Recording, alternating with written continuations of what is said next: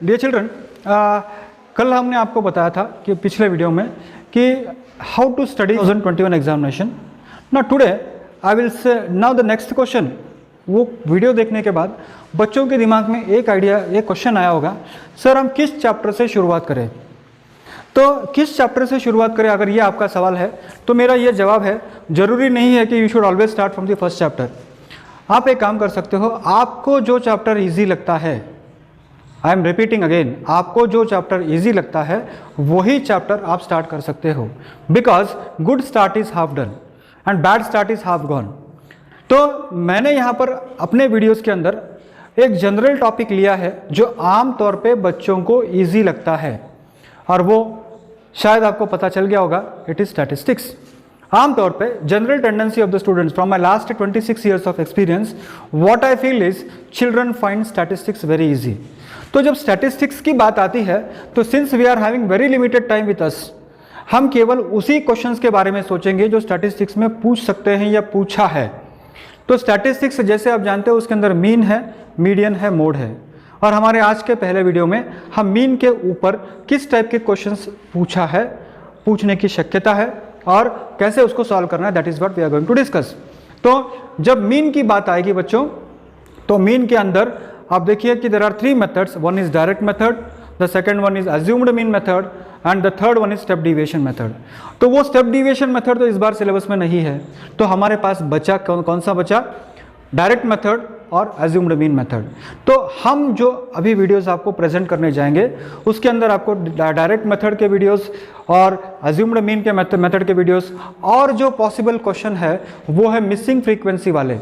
तो उसी टाइप के क्वेश्चंस आपको पढ़ाएंगे. और इस वीडियो के नीचे आपको हम एक लिंक भी दे देंगे जहां पर आप पूरा स्टैटिस्टिक्स का रिवीजन भी आप कर सकते हो. तो आज हम एक इंपॉर्टेंट क्वेश्चन को लेके हम जा रहे हैं जो आपके क्वेश्चन पेपर में पूछा हुआ है. I can not say that the same question will be asked in the examination, but I can definitely say that this type of question can come in the examination. So what is that question, how to attack that question, that is what is our topic of discussion today. आज का topic वही रहेगा. तो question ये है, the following table gives the daily income of 50 workers of a factory. So 100 से 120 rupees 12 worker को मिलता है, 120 से 140 14 वर्कर को मिलता है, 140 टू 160 8 वर्कर्स को मिलता है, 160 टू 186 वर्कर को मिलता है और 180 टू 210 वर्कर्स को मिलता है. इसका मीन निकालना है. तो the next the immediate question जो आपके दिमाग में आएगा, sir shall we go for assumed mean method और shall we go for direct method. तो पहले मैं आपको डायरेक्ट मेथड भी बताऊंगा, फिर अज्यूम्ड मीन मेथड भी मैं बताऊंगा, फिर आप डिसाइड कीजिए कि आपको किस मेथड से कौन सा प्रॉब्लम करना है. तो देखिए पहले डायरेक्ट मेथड से क्या होगा कि इसको बोलते हैं लोअर लिमिट, इसको बोलते हैं अपर लिमिट. तो first thing that what you should do is lower limit plus upper limit को प्लस करो आप.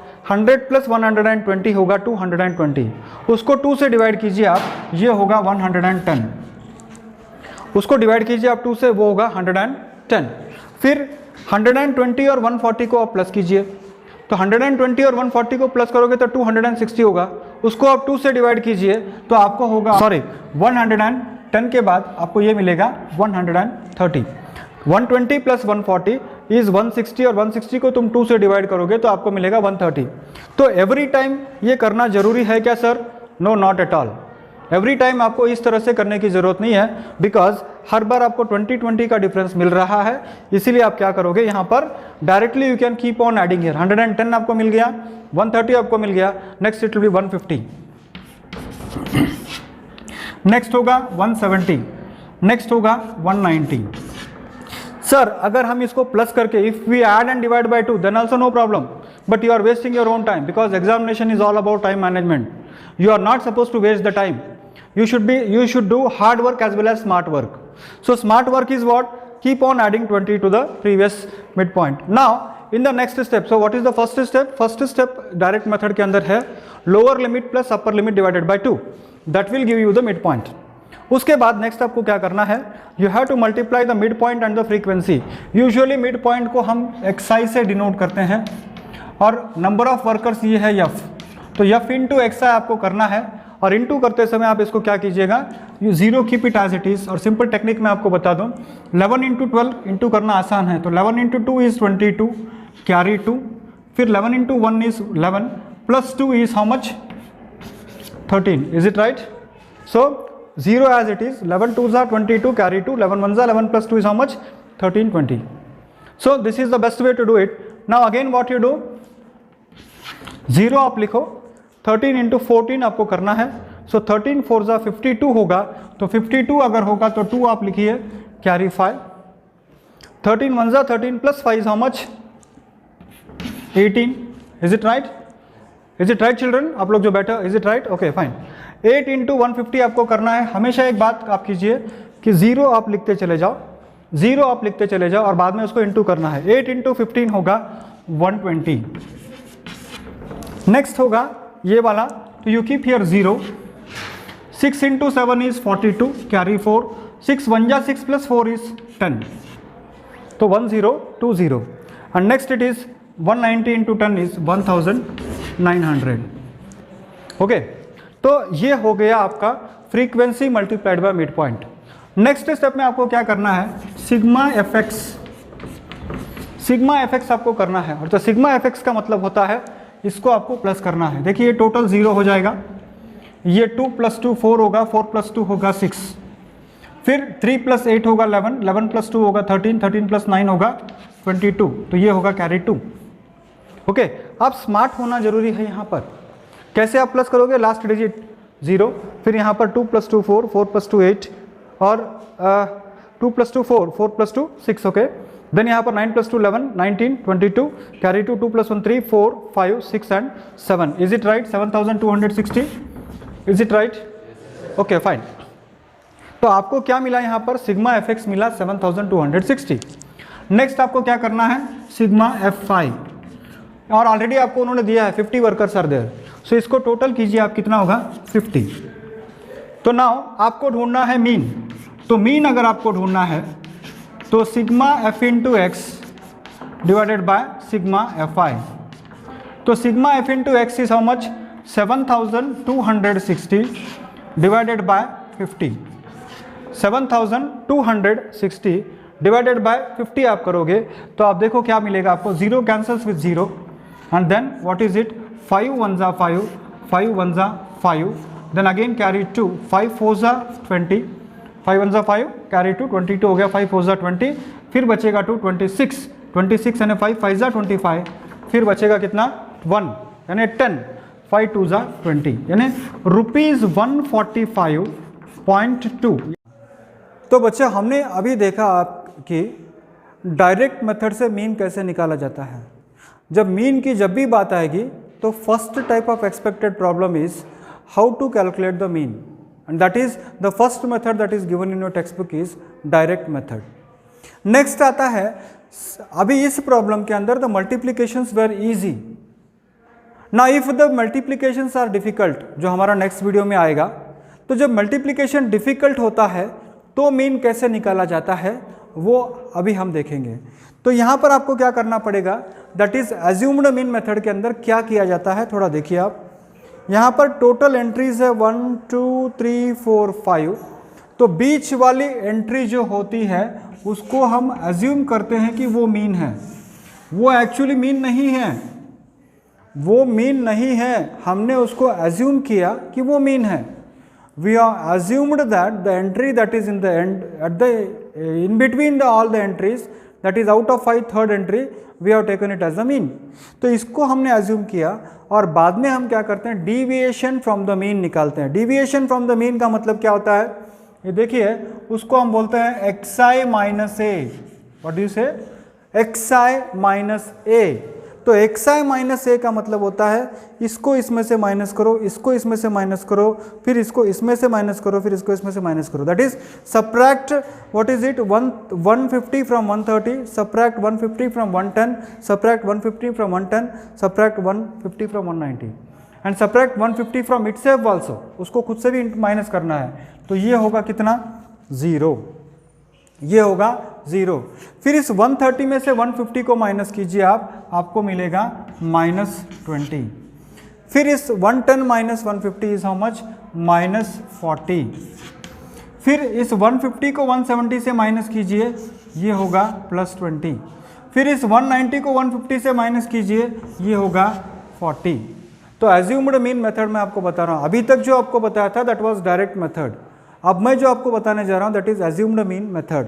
सो what we have done is middle most value is selected and assumed that it is a mean, and from that we are finding the deviation. और deviation find out करने के बाद उस deviation को हम कहते हैं ui, और उसको आपको क्या करना है, fi इंटू ui आपको करना है। दैट मीन जो भी आपने यहाँ पर किया है इसको आपको फ्रीक्वेंसी से इंटू करना है। तो फ्रीक्वेंसी से इंटू करोगे तो क्या होगा, 12 इंटू माइनस 40, ये होगा माइनस 480।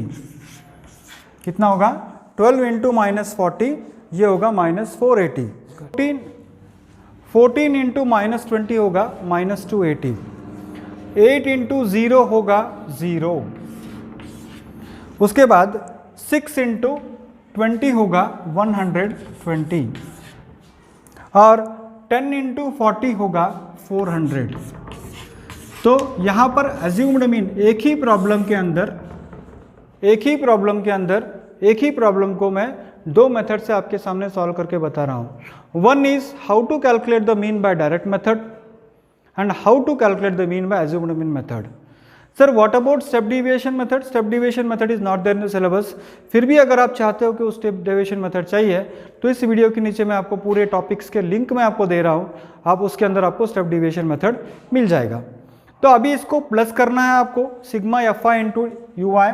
तो sigma F I into U I, इसको अगर आपको प्लस करना है तो प्लस करने के लिए सिंपल टेक्निक मैं आपको बता दूं। सिंपल टेक्निक ये है कि इसको माइनस वाले को एक तरफ आप प्लस कर लीजिए पहले, तो ये इसको प्लस कर लोगे तो ये होगा 0, 8 प्लस 8 होगा 16, 4 प्लस 2 होगा 6 प्लस 1 होगा 7, और ये होगा, ये है 0, 2 प्लस ये होगा 0, और ये होगा 520। यानी व्हाट इज इट, माइनस का 760 है और प्लस का 520 है। माइनस 760 प्लस 520, तो इसको आप प्लस कर दीजिए तो ये आपको मिलेगा minus 240। Minus 760 plus 520 will be minus 240। तो अब आपको मिलने के बाद आपको इसी प्रॉब्लम को you have to find the mean by assumed mean method, और उसके लिए फॉर्मूला है मीन इज इक्वल टू, ये जो है ऐसे ही रहेगा, what is it, A sigma A assumed mean plus ये जो आपने किया वो ऐसे ही रहेगा, that is sigma F I into U I. केवल थोड़ा सा इतना सा जस्ट सेम है ऑलमोस्ट, यहाँ पर आपने एफ एक्स किया था, हमने यहाँ पर क्या कर रहे हैं एफ आई इंटू यू आई कर रहे हैं, डिवाइडेड बाय सिग्मा एफ आई। बच्चों जस्ट छोटा सा करेक्शन आप यहाँ पर आप देख सकते हो कि एक आप यू आई की जगह पे इसको आप डी आई करिए, और यहाँ पर भी F I into D I, small correction I required. You can say that this is DI. DI means what? Deviation from the mean. D stands for deviation. So instead of UI, please note it that it should be written as DI. Actually UI is used in step deviation method, that is not required now. So deviation is DI. So DI is XI minus AI and FI into DI. तो अब यहाँ पर आप क्या कर सकते हो, तो फॉर्मूला आपको मीन एज्यूम्ड मीन निकालने का मेथड है assumed mean plus sigma F I into D I divided by sigma F I. तो एज्यूम्ड मीन जो आपका है, आपने एज्यूम किया है कि 150 इज द मीन, तो अगर 150 इज द मीन तो यहाँ पर आप लिखोगे 150 प्लस ऑफ, आप दे 160 minus plus 150 that is equal to minus 240, और तो ये माइनस 240 यहाँ पर आएगा, तो that is minus 240 divided by